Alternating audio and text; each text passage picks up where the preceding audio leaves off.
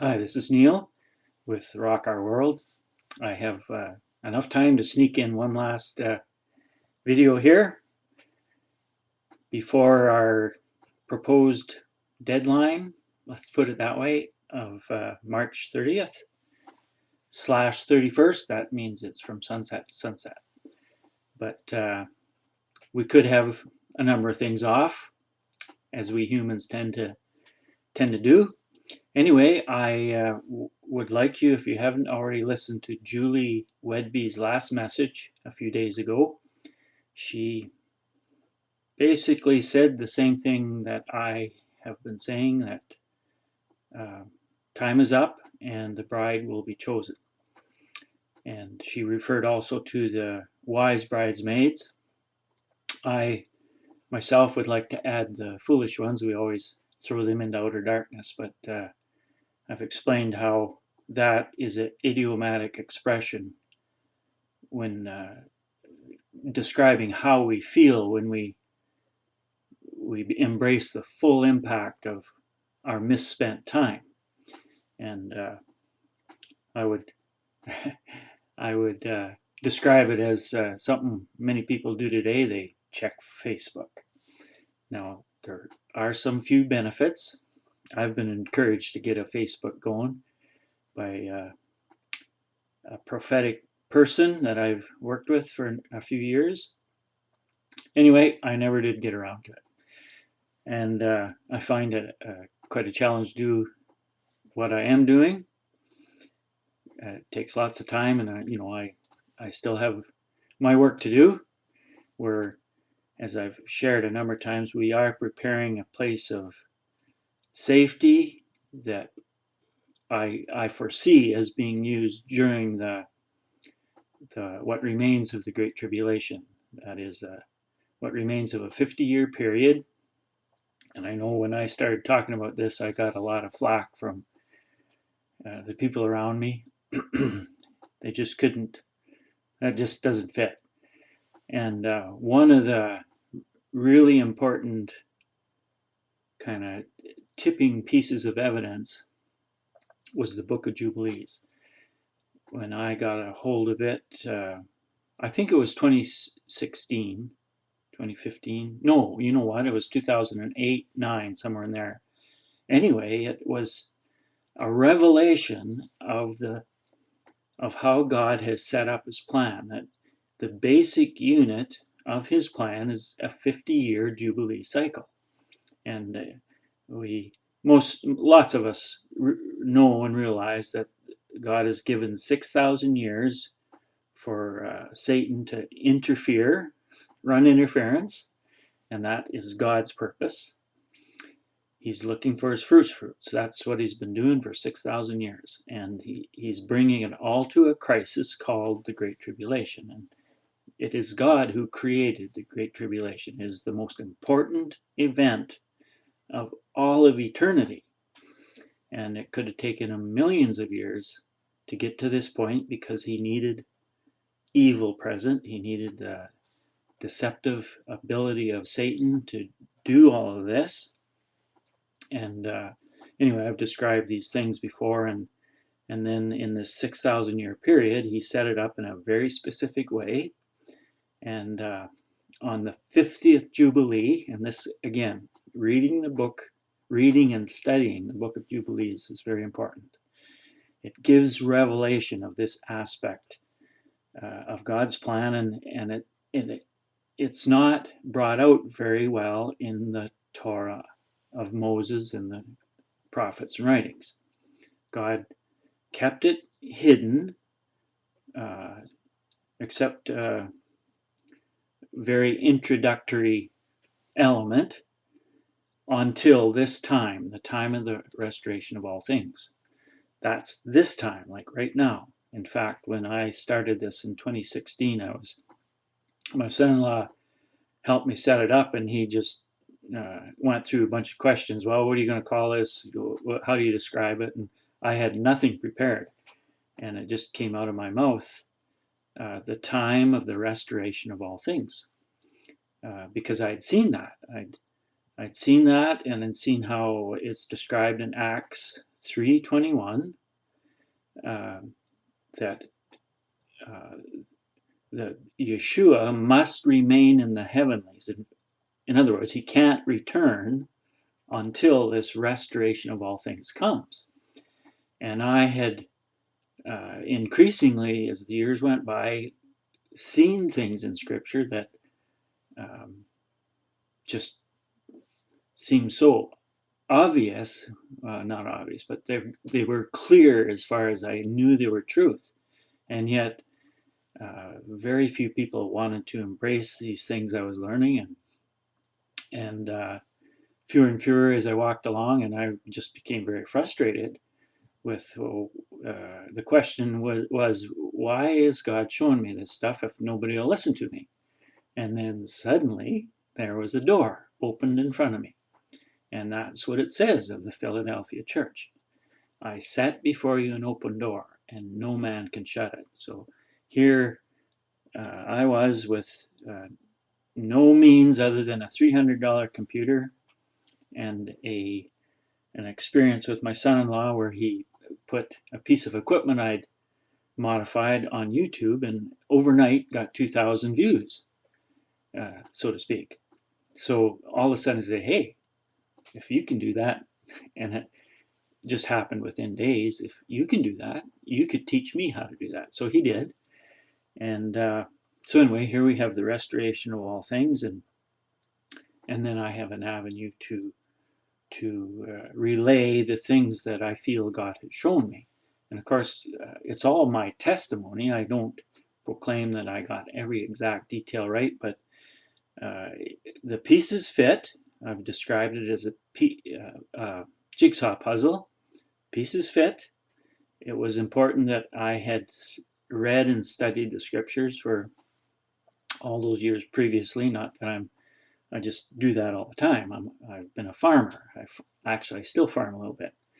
I grow organic food, and I even have a mill. So anyway, all those things are kind of in preparation for the days ahead. But at any rate, that all started now 5 years ago, where I had this avenue. So I had quite a number of years of things God had shown me, and they were all pieces to a puzzle. And it seemed to me he kept showing me, okay, here's the next piece, and here's the next piece. And what I want to do to start with, now I mentioned already, or did I? Make sure you listen to Julie Whedbee's last message. Yes, I did mention that. It's short, about 6 minutes, and it is very, very confirming of what I'm speaking out here, that time is up for this next step of the plan. The Lord is picking his bride, and another name for this group of people, and he's picking his bridesmaids, or attendants. That's the Aramaic term. It's referring to men and women. It's referring to the friends of the groom and friends of the bride. That's the analogy that's being constructed. And then the third group, the guests to the wedding, aren't called out yet. Well, they're being called, but they're not responding.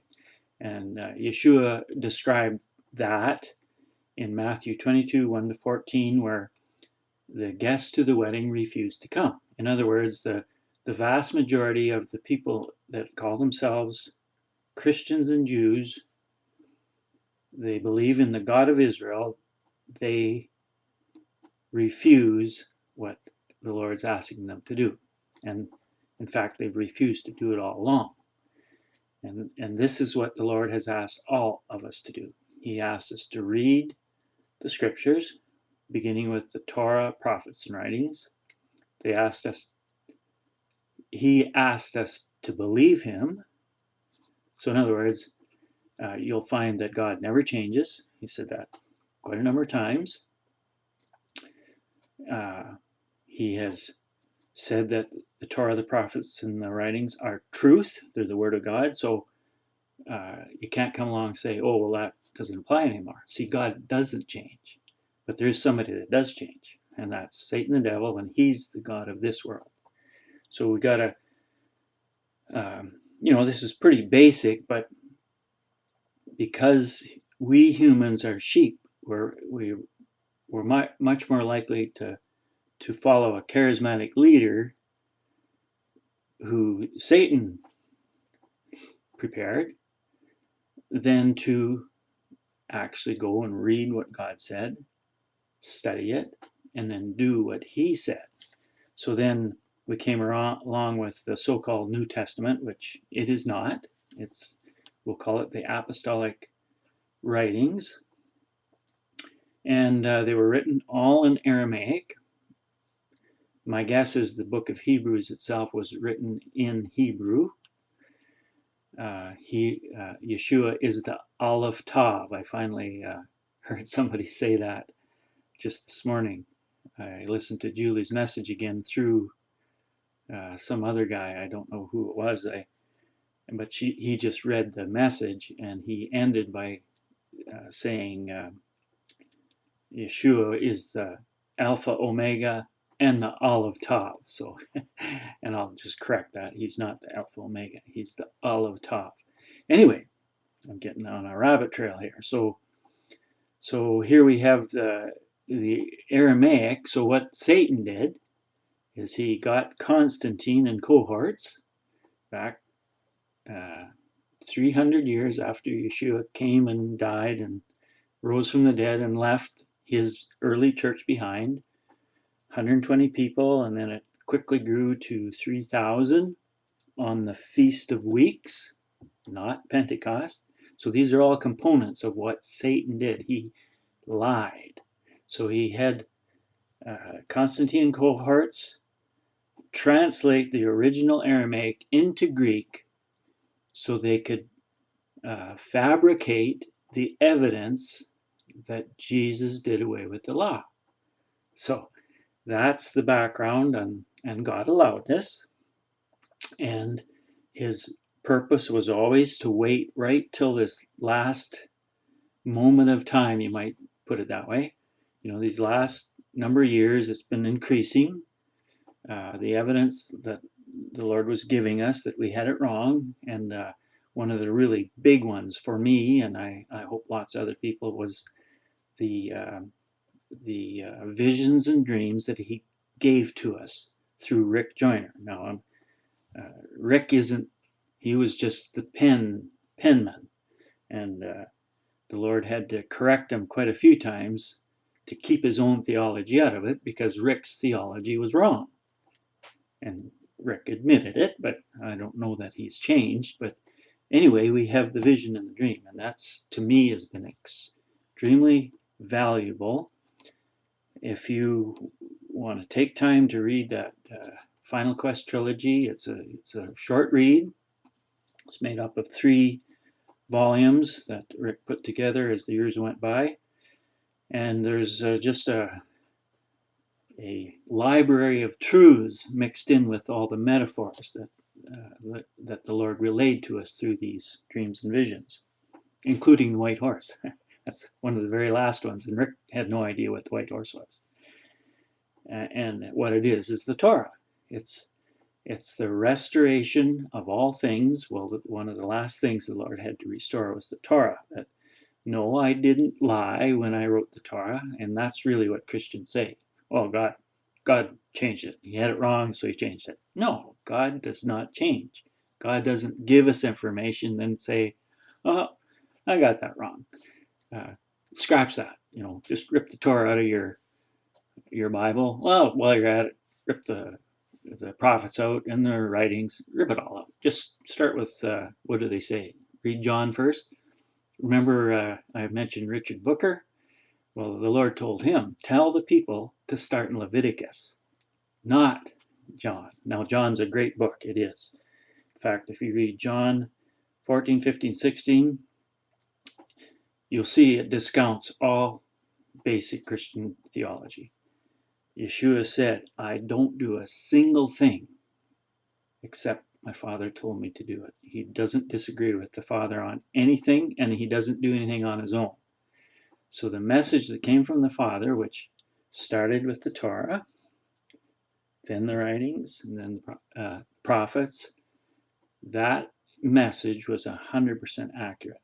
And Yeshua came and said, do not think I came to do away with the Torah or the law, as it's kind of mistranslated. Law is a poor translation of Torah. Torah means teachings and instructions. And the Lord is teaching us, his children. We're his children. So he needs to teach us, give us instructions, just like any child. We need boundaries so we can know right from wrong. And the Lord explains what right and wrong is in his Torah. There's about 600 specific points there, and not only a small percentage of them will apply to you as an individual, but all of them turn out to cover everybody. And a lot of them are for the priests and the priesthood and the temple operations. And they are on hold until we have a temple. And I expect to see that third temple put together quite soon. And it goes through, I hope to get to this in this episode, but it goes through a turbulent history, well, it'll be history once we get to the end of the millennium, in fact, because I would see it being built.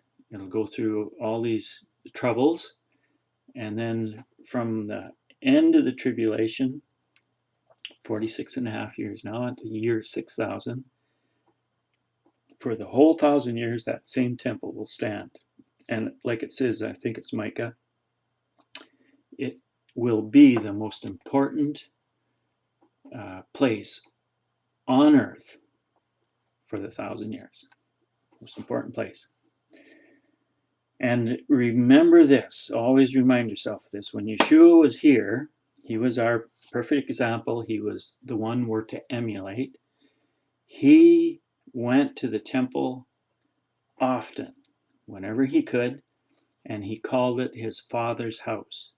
And all of the temple operations were going on, all the sacrifices, all the priesthood was there, everything was being done the best they knew how, as prescribed in the Torah, and Yeshua gave his stamp of approval on all of that.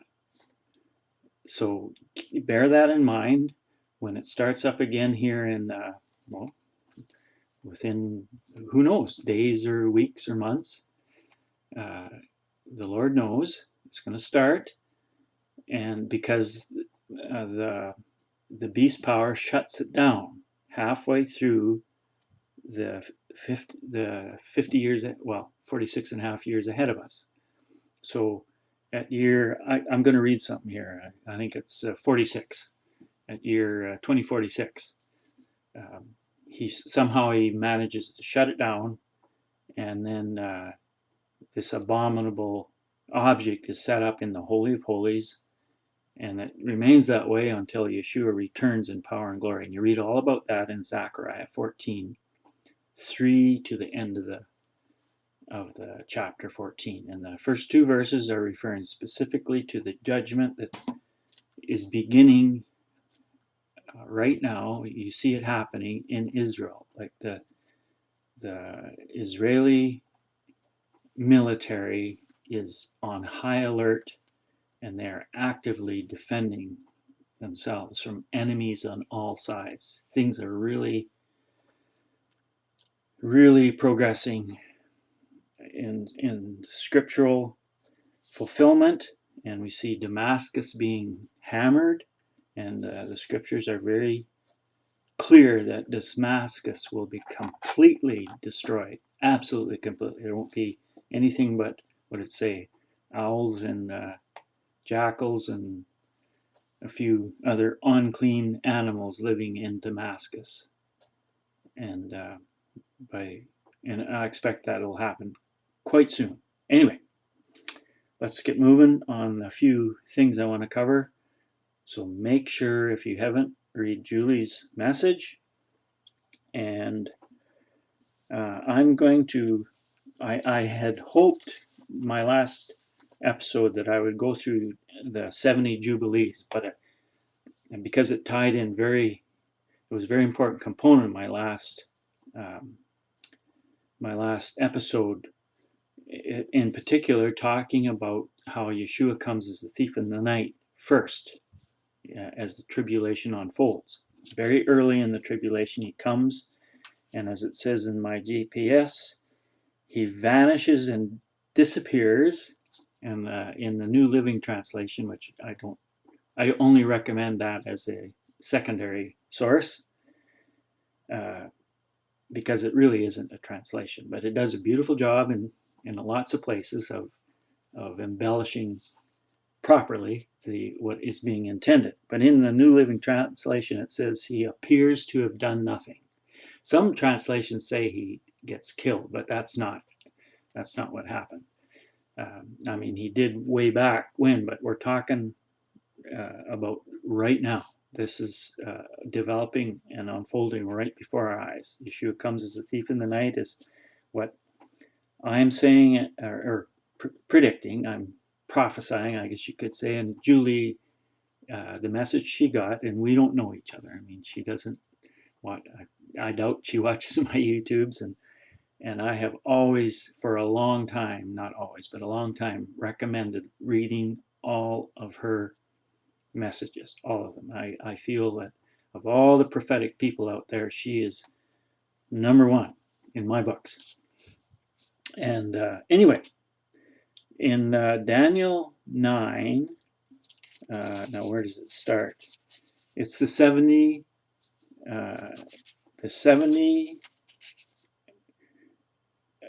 we've always said weeks, but the Hebrew, I can't find it. Anyway, it's easy to find. It's kind of in the middle of Daniel.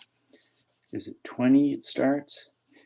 Right to the end. But anyway, it just has a section, and it talks about these 70 weeks of Daniel. But the Hebrew means sets of weeks of years. And lots of translations put that in the footnote. So if you're that person who has multiple translations, and NIV is very good, this is my opinion.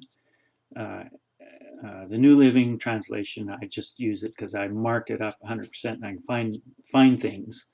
And it does a really nice job of describing some things, but it's not, it's written a lot of mistakes into it. It's just by popular demand, you might say.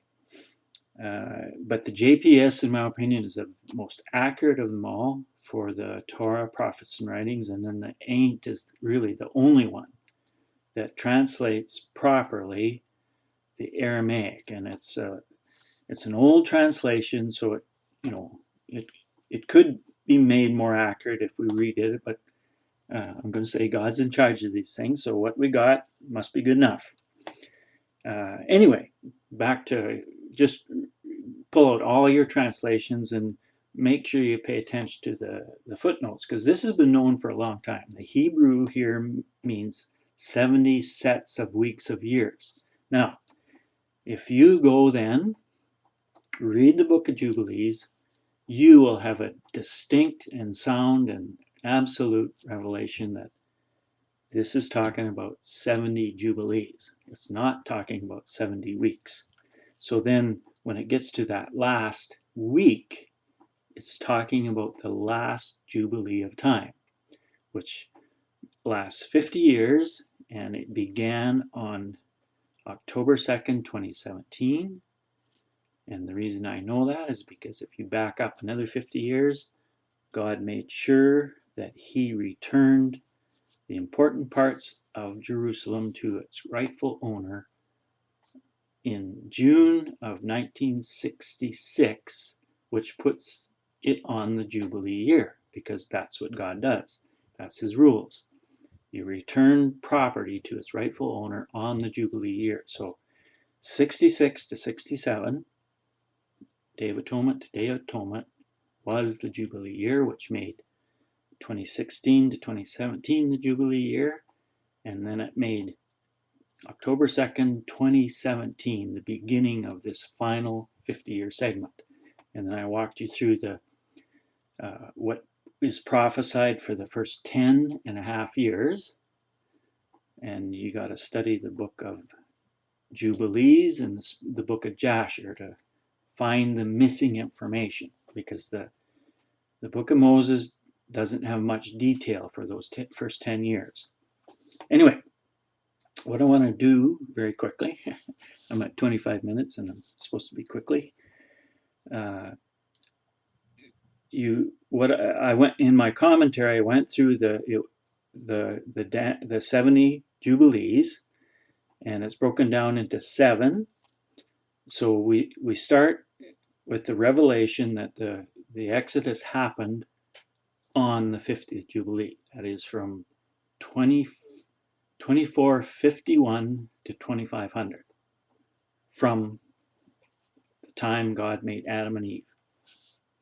Okay, so then you can even check, you can even Google this. This is actually how I went about, this is again, I feel this. The Lord in the middle of the night said, now go Google this. The experts really don't know when the Exodus happened, but we do, because we have the Book of Jubilees. In fact, Google has it. Just Google it. and the Book of Jasher, like, these are all readily available. That didn't happen in the past. And the Book of Enoch is also extremely important. It contains the calendar, or the calendars, that are run by the sun and the moon and the stars. Anyway, what you find is that the Exodus and David's reign were in fact 350 years apart. Now, if you Google it, you'll find it's a little more vague than exactly 350 years apart, but they got it about right. Anyway, he was that anointed ruler that came in at the 7 mark. 7 times 50 is 350. And then another 62 would pass before the final Jubilee of time would occur. So it started 3.5 years ago. We have now completed 1,260 days come Sunday, the Sabbath. And that is the day, it says in Revelation 12:5, I think it's 5 or 6, that this first woman would be protected for 1,260 days. Now, the reason her protection ends is she's translated or transformed, or Julie describes this in a little bit different way. And I can embrace it, that it's not, she's not made into a spirit being, but she's given incredible abilities. And they're all gifts of the Holy Spirit, but kind of like on steroids, ramped up. And including the ability to travel supernaturally, to understand every language on earth, to speak every language on earth, and we'll have the full revelation of what the charismatics call the gift of tongues. It's really the gift of foreign languages, like unknown languages to ourselves. And if you Google it, you'll find there's, I think it's like 4,000 different languages on earth. Anyway, there's lots. The bride will know all of them. And then the bridesmaids, to a lesser degree, there are the helpers. Just like in a wedding entourage, the friends of the groom and the friends of the bride are the helpers. And she's the second group of firstfruits. There's 3 of them. The bride being the first, the attendants the second, and then the guests of the wedding who disqualify themselves. So then Lord takes that last 40 years, the trek through the wilderness, to establish his guests to the wedding. He starts with, and the numbers are found in the book of Acts, when the 3,000 were added on the Feast of Weeks. Those numbers translate to 360 million people are gathered on the shores of South Africa. Siener van Rensburg saw this. Another guy I've mentioned quite a number of times, Alois Irlmaier, also was a prophetic person that God showed him a lot of details of World War III. And he relayed to us that it's very short, but extremely destructive. Like we end up with not a lot of people left alive on the face of the earth. But anyway, the Lord takes these 360 million people, and then the prophetic announcement in Ezekiel 20, read the whole thing, is that he will march them under the shepherd's rod, and that means 10%. That's an idiomatic expression. That 10% will choose to obey God, and that means they will dump their old religious teaching and training and accept what God has written all along in the Torah, the prophets, the writings, the apostolic writings, the book of Revelation, the book of Enoch, the book of Jubilees, the book of Jasher, 4 Ezra, 2 Baruch, Thomas, and Abraham, and there could very well be more. He's written the same thing in all of them. Obey my Torah, and you will have blessings. You will have life, blessings, and then followed by life with a capital L, like forever. If you disobey the Torah, you will have curses and death. And we won't capitalize death because in my scenario, which I have proposed, we get a so-called second chance at the end of the 1,000 years when everyone is raised to life. Anyway, getting ahead of myself. We're at 31 minutes. Okay, what I want to do is when I go through Daniel, the last part in verses 26 and 27, I could never make sense of it. You know, it's one of those things I read over and over. You know, I read all of this stuff over and over. I was fascinated by prophecy. And Daniel, I got to say, is one of the hardest ones. It was one of the last books God started opening and allowing us to be able to piece the pieces together. But in verses 26 and 27, I relayed this, in my commentary of that last episode. I went through the 7, the 62, and then the last Jubilee. That last set of weeks means the last Jubilee. Yeshua comes and vanishes and disappears, appears to have done nothing.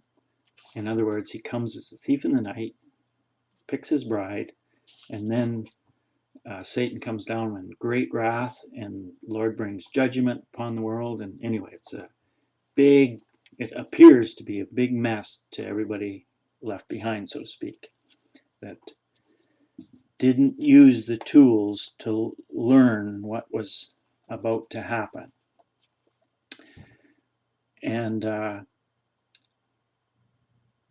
then we carry on with the remainder, the next 46 and a half years of the Great Tribulation. So anyway, I thought I'll give it one last shot. I'll read this, and I think I understand it. So anyway, I'm going to read this, verses 26, 27. And what it boiled down to, I was, those guys that take a jigsaw puzzle and they pick a piece and say, well, it looks close, and they try and jam it in place, and it just isn't fitting, but they just keep trying to make it fit. Well, that's what I was trying to do. And I think that's, for the most part, what do they call it? Eschatology. As I explained, the Lord has let us know that all teaching on the last days, the Great Tribulation, by the church or churches, is wrong. All of it's wrong. Not just most of it, but all of it. So whatever you learn before a year like 2019, remember Richard Sklar's his testimony was wrong. So, be willing to take another look at it, read the scriptures, go over it, with an open mind. Anyway, that's what I was trying to do. I was trying to jam pieces in the wrong place. So the thing I was missing was I assumed somehow that once this trek through the wilderness starts, once God regathers the remnant to the shores of South Africa and takes them on this final 40-year journey to find his guests to the wedding, that Satan's job's over. But see, Satan isn't dealt with until the Lord returns in great power and glory and touches down on the Mount of Olives on the year 6000. So, we got the best part of, we got 40 years there. So what's Satan up to? Well, he's already deceived the rest of the world. Whoever's left alive, he's in control of. And he's not dealt with for those 40 years, so he can't touch that group going to the desert. He can, as always, he can influence them to disobey God, but that God is looking for those 10% who will obey him. And like he says in Ezekiel 20, read the whole thing. It's right in the middle, but he makes this statement. He says, those who disobey me will never enter my land. And see, that's the journey. Everybody, this group of 360 million people is being taken across the desert. Well, not the desert. Starts with the jungle and eventually hits the Sahara Desert, and then they have to cross the Red Sea again and cross the Jordan and so on. It's a replay of the first prophecy, and they'll see those pile of 12 stones as they cross that their ancestors put there 70 Jubilees ago. Anyway, now where was I going? Lost my thought.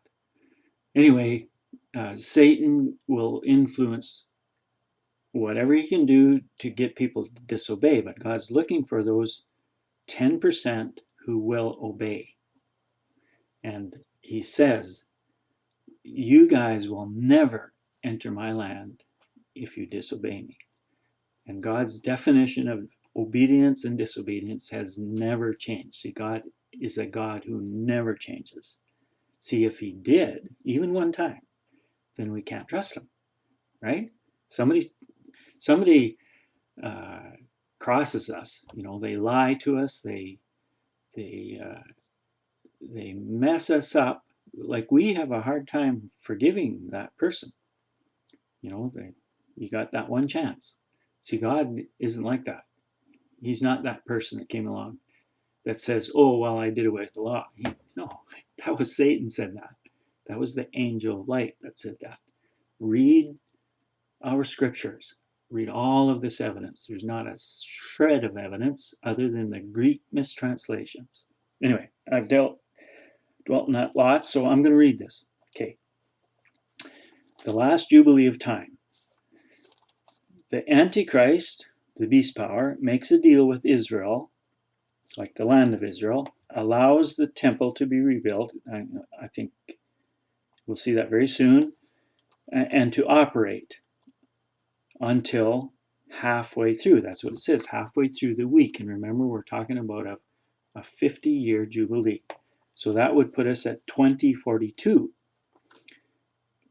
Quite a few years after this trek starts. See, God's focused on the trek. The rest of the world, they've already made their decision. Whoever's left alive, and I'm going to guess there's about the same amount of people left alive, because Satan, you'll see when you read Zechariah, he gathers all the armies, all the remnant of the whole world together to surround Jerusalem. And his idea is this is his last stand. He's going to take it. He's going to defeat God. It's easy pickings because Israel doesn't have a military anymore. They're a land at peace and plenty. We can do it.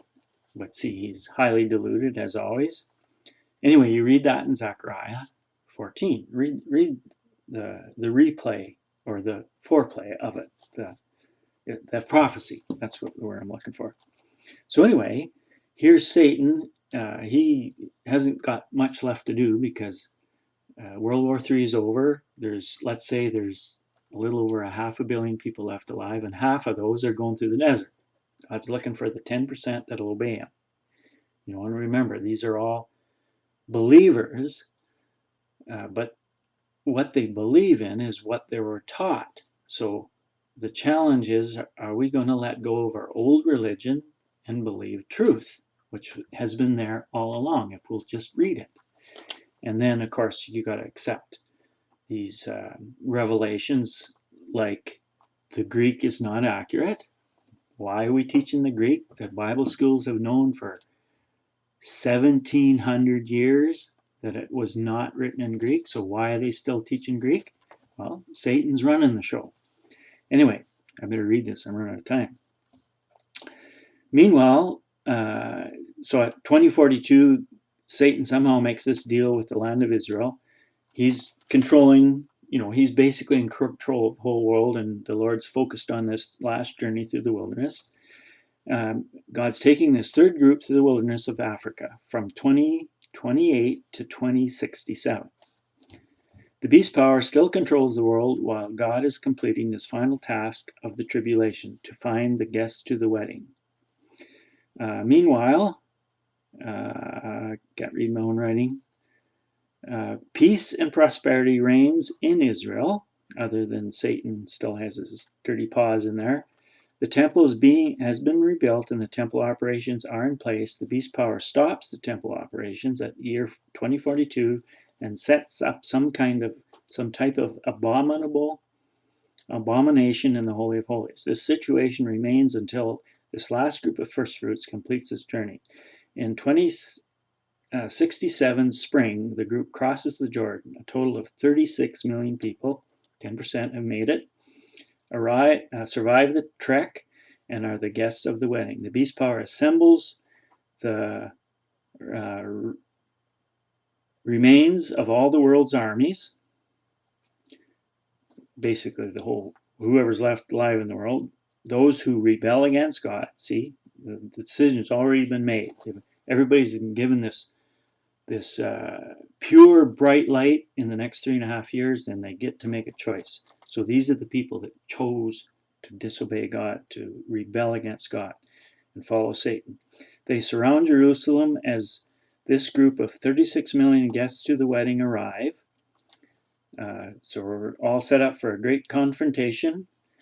Yeshua touches down on the Mount of Olives and defeats this foe and its armies. Zechariah 14:3 to the end of the chapter, and the temple is cleansed, and the temple and the operations of the temple resume. The priesthood and the descendants of Aaron, who are all been identified, do their jobs for the 1,000-year kingdom. Read Ezekiel 40 to 48. After the two events at the end of the 1,000 years, that is the release of Satan for 50 years, my speculation, and then the Great White Throne Judgment, which takes 100 years. The spiritual temple made after those two things, then eternity takes place. The spiritual temple made up of Yeshua and the firstfruits comes down from God's heavenly throne, and God establishes this spiritual temple on earth for all of eternity. Amen. Okay, I didn't cover all I wanted to, but I'm out of time.